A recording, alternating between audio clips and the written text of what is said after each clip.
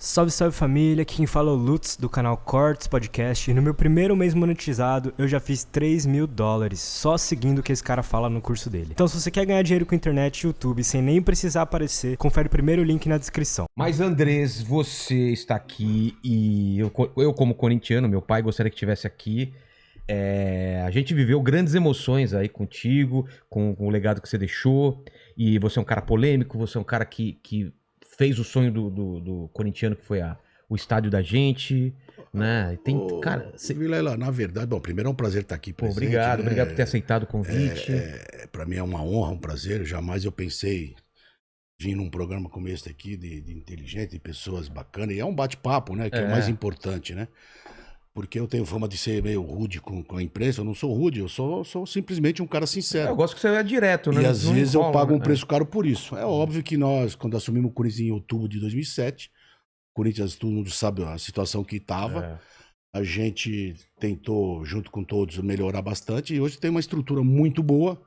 Óbvio, está com dificuldade aqui e ali, porque é normal. Estamos há 7 anos sem receita da Arena, e isso é um impacto muito grande nas finanças do clube. Você pega que tem times aí que ficaram 1 ano sem receita e já fechou com déficit de 170, 180 milhões, dito um dos times mais ricos do Brasil. Cara, por causa o Flamengo da pandemia, fechou né? com 60, 70 milhões de déficit. E nós estamos há 7 anos.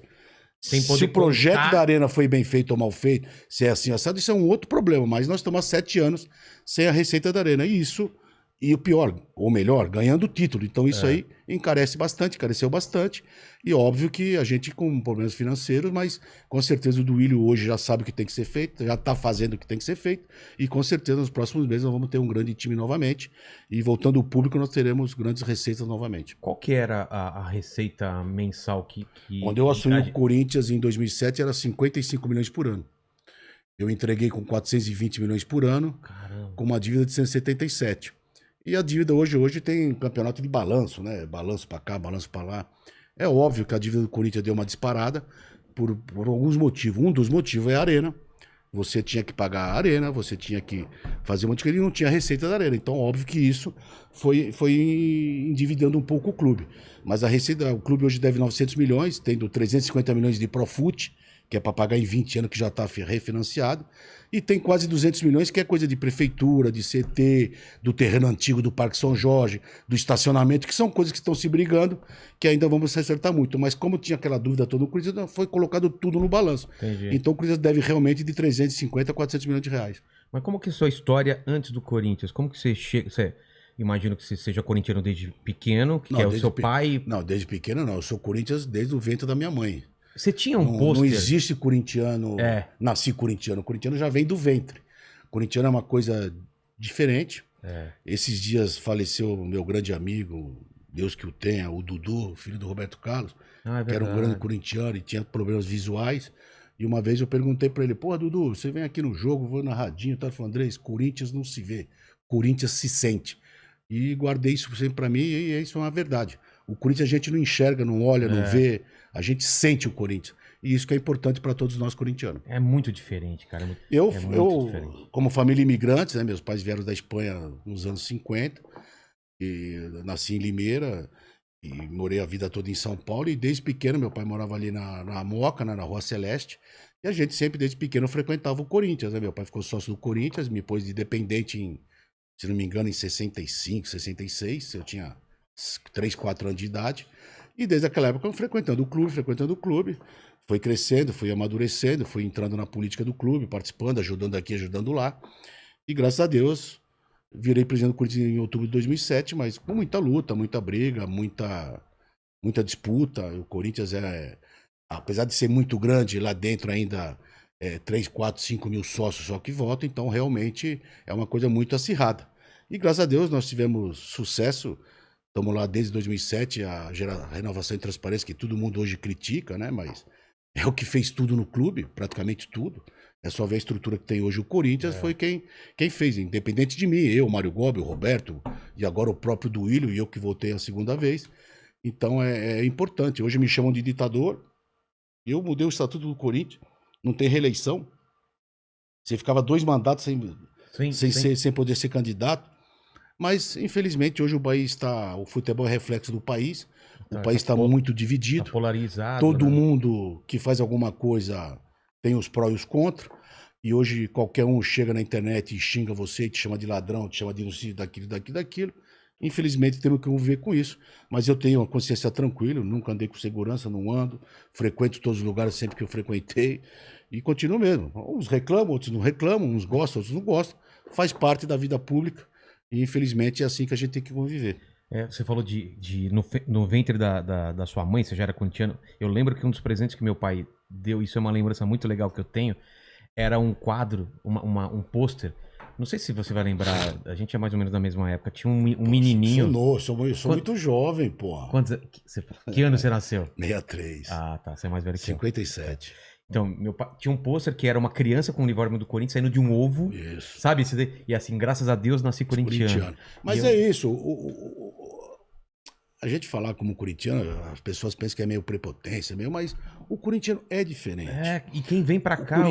O corintiano foi fundado por 4, 5 trabalhadores, obreiro, porque os clubes de elite não permitiam que pessoas obreiras, que pessoas do nada, que qualquer funcionário jogasse. Porque era elite antigamente. Era a elite que disputava o futebol, né?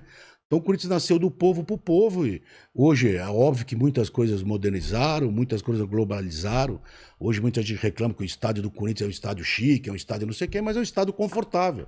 E independente do teu poder aquisitivo, eu acho que você tem que procurar o mais confortável possível para todo mundo. Antigamente a mulher ia no estádio do Pacaembu, com todo o carinho que eu tenho pelo Pacaembu, mas ia fazer xixi em baú, pô. Pegava fila pra ir no banheiro. Então isso é um absurdo. Mas hoje ainda tem gente que preferiria estar jogando no Pacaembu. Fico triste, chateado, mas gosto não se discute. Não, eu adorava o Pacaembu, Eu mas também, não dá pra comparar. Não tem. O que ficou pra trás ficou, Você assistiu um jogo hoje na Arena, na Neoquímica, e assistiu no Pacaembu com todo respeito e carinho ao Pacaembu. Não tem, é água e vinho. Depois a gente vai falar isso. Eu tenho uma lembrança muito absurda da final da Libertadores, que eu tava no Pacaembu, ok, mas você assistir na Arena, pertinho do campo, assim, que nenhum estádio que não seja nesse formato Arena, você consegue ficar tão perto, que o jogador tá aqui, assim, é uma coisa, é uma emoção tão grande, você tá tão perto do campo, né? E quando nós estávamos construindo o estádio, muita gente reclamou, né? Pô, isso aqui é pra Copa do Mundo, mas como é que quando for o Corinthians, como é que vai fazer? O pessoal vai invadir. E quero deixar aqui de público o meu carinho, o meu respeito pela torcida, independente do torcedor, todos os torcedores. Nunca houve invasão. Nunca, né? Nunca houve nada. Uma vez outros jogaram sapato, porque isso é cultural do brasileiro, mas foi punido que lá tem câmara em todo lugar. Então dá o parabéns, porque realmente nós já ganhamos lá dentro e já perdemos lá dentro. E nunca houve invasão, não houve nada. E a torcida está entendendo que aquilo lá é o palco, é a casa do corintiano, e que vamos ganhar muitos títulos lá ainda, e também vamos perder título, porque futebol se ganha e se perde. Como foi a história do estádio? O Corinthians sempre foi zoado porque não tinha duas coisas, né? Libertadores e estádio. E modéstia à parte, foi toda a nossa administração que deu a Libertadores. Mas, por isso que eu tenho que agradecer muito, porque a gente cansava de ser zoado. Não tem Libertadores. Não é agradecer a mim, é agradecer todo um conjunto de coisas. O estádio, nós aproveitamos, que nós tínhamos um terreno, que foi doado nos anos 80, foi doado para o Vicente Mateus para fazer o estádio. Era esse mesmo terreno onde é agora. Onde é hoje. É para fazer o estádio, mas aí não conseguiu fazer o estádio, não conseguiu viabilizar, virou sem treinamento das categorias de base do Corinthians. Tanto é que quando nós decidimos viabilizar o estádio, obviamente que o terreno já tinha lá 200 e poucos mil metros quadrados e nada mais justo que fazer o estádio do Corinthians na Zona Leste. O metrô a 100 metros, trem a 150 metros, toda a estrutura que tem lá. Então isso barateava muito, não só o estádio do Corinthians, mas principalmente a cidade de São Paulo, principalmente para a Copa do Mundo. Então, é que aqui ainda não tem essa mania, mas tinha que ter no dia de jogos tinha que ter um trem especial só para os jogos. Como é no mundo, pô. Só que aqui você vai falar com os órgãos públicos, não pode, não sei o quê. Então tinha que ter um vagão só para quem vai no jogo. Quando termina o jogo da Libertadores. Esse tipo de coisa que a estrutura do estádio ainda tinha que melhorar bastante, mas vamos pensar que nos próximos meses melhore. Então a gente viabilizou isso aí. Era um sonho de todos nós corintianos. Vários outros presidentes falam, não, agora vai. Não, mas porque realmente era difícil. Eu quando assumi o Corinthians tinha 16 maquetes de estádio no Corinthians. Eu lembro desses. Tinha 4 do Parque São Jorge. Mas nós conseguimos viabilizar, aproveitando o momento da Copa do Mundo, aproveitando todo o momento que houve, a gente conseguiu viabilizar. Muita gente trabalhou contra, mas trabalhamos arduamente. Erramos aqui, acertamos ali, fizemos coisas boas aqui, coisas erradas ali, porque é uma obra enorme. E falavam que custava 2 bi, 3 bi, hoje vê que custa 569 milhões. Menos a Neoquímica dá 269 milhões, é o que o Corinthians deve na Arena. E antigamente falavam Quanto todo custou a Arena? 970 milhões. E todo mundo falava que era 2 bi, 3 bi, 1 bi, impagável. Eu ouvi 2 bi. Então, Nunca foi 2 bi, então. Nunca foi, mas é que... De onde tiraram esse número? É, porque tiram, porque vão falando e é à vontade. Hoje o Corinthians deve 569 milhões, tem os 300 milhões da Neoquímica, então deve 269 milhões. Tá. Tem mais 2 anos de carência. Quando voltar a pagar, vai pagar uma prestação de 30 e poucos milhões por ano, menos a Neoquímica vai pagar 15, 20 milhões por ano. Então está viabilizado o estádio. Agora é o público frequentar, voltar o público, para o Corinthians ter o máximo de receita possível. Mas eu queria que você falasse esse momento quando falou, putz, vai ter Copa do Mundo e vai ter. Você estava reunindo com quem? Como que era o projeto? Como que é essa parte de bastidor? A verdade é que a gente queria realmente era o Pacaembu. A primeira tentativa era arrendar reformar. o Pacaembu por 30, 40 anos e reformar o Pacaembu. Mas não pode, né? Agora pôde. Ué? Agora privatizou. Falaram que era patrimônio. É a fachada. Agora, só a fachada que não pode mexer. Agora privatizaram. E na época, o prefeito, as pessoas não conseguiram viabilizar para ceder para o Corinthians por 50, 70, 80, 100 anos. O Corinthians ia fazer uma reforma de 150, 200 milhões, camarote, deixar o mais moderno possível, e o Corinthians ia continuar jogando lá. Mas, infelizmente, até porque tem a Associação Pacaembu lá, que são os pobres lá, né? Os mendigos, né? Da comunidade de Gianópolis. Exatamente. Eles são pobres e eles têm que frequentar o Pacaembu, porque na casa deles não tem piscina, não tem nada. Reclamaram. Então eles têm que ir lá. Então eles reclamavam, faziam uma onda lá. Faziam uma onda lá. Quem devia pagar a manutenção do Pacaembu eram eles. Mas não conseguimos. E estava para fazer Copa do Mundo, o Morumbi era o estádio da Copa do Mundo. E realmente... Todo mundo trabalhou para ser em São Paulo, para ser Morumbi. Porque não existe Copa do Mundo no Brasil sem ser abertura ou encerramento em São Paulo. Claro. Não tem cabimento. Um é né? em São Paulo, outro no Rio. Tava muito de não ter já a Copa da Confederação em São Paulo, já foi um fiasco para a Copa do Mundo. Você imagine se não tivesse a Copa do Mundo. E quando ficou inviabilizado o Morumbi... Porque ele não dava para reformar ele para... Não é que não dava. Muita gente fala que foi culpa minha, culpa disso, mas a verdade é que o Morumbi é aclopado ao clube social. Tá. E para reformar tinha que ficar 3 a 4 anos fechado o clube social. Então tinha que ter uma Assembleia Geral dos sócios aprovando que ficasse 3, 4, 2 anos fechado. E os caras não iam aprovar. E o finado Juvenal, Deus que o tenha, um grande amigo meu, saudades dele, ele não fazia essa reunião, essa Assembleia Geral de Sócios. Ele falou, Andrés, como é que eu vou fazer? Ninguém vai aprovar. Eu falei, bom... E aí a FIFA, por causa disso, a FIFA tirou a Copa do Mundo do Morumbi. Turma falou que era por causa do Ricardo Teixeira.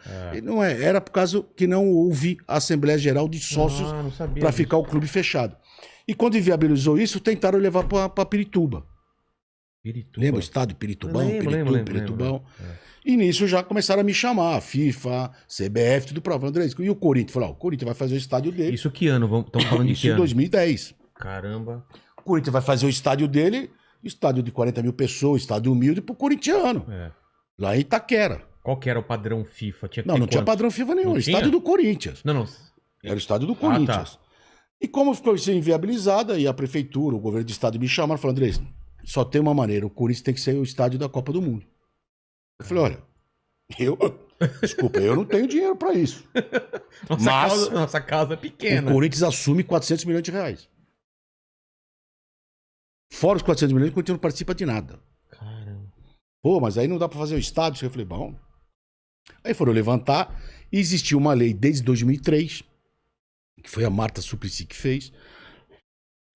Desculpa. Que todo investimento na Zona Leste, você tem até 60% de recuperação de imposto. Então, se você gastar 1 bilhão, você tem 600 milhões de crédito. Tá. Se você gastar 500 milhões, você tem... Que você desconta de imposto que você iria pagar. Que é o tal do CID. Tá. Aí acharam lá, foi aprovado, já estava... É um tipo de uma renúncia fiscal? Isso. Tá. É um incentivo fiscal para investimento na Zona Leste. Aí, como o prefeito já tinha essa lei e tudo, ele falou, André, mas para confirmar, para não ter problema, vamos pôr de novo para votar na Câmara, 2 vezes, para não ter perigo. Aí foi votado a primeira vez, foi aprovado. Foi votado a segunda vez, foi aprovado o CID para o estado do Corinthians, que eram 420 milhões. Nós íamos gastar 1 bi no estádio, 420 era renúncia fiscal. Então os 420 de CID, que a gente ia vender no mercado, faz o excedente da obra e os 400 milhões o Corinthians assume. Tá. O Corinthians foi no BNDES, no pré-Copa, junto ao Odebrecht, e conseguiu um empréstimo de 400 milhões de reais. Esse é o Corinthians que tem que pagar. Tá.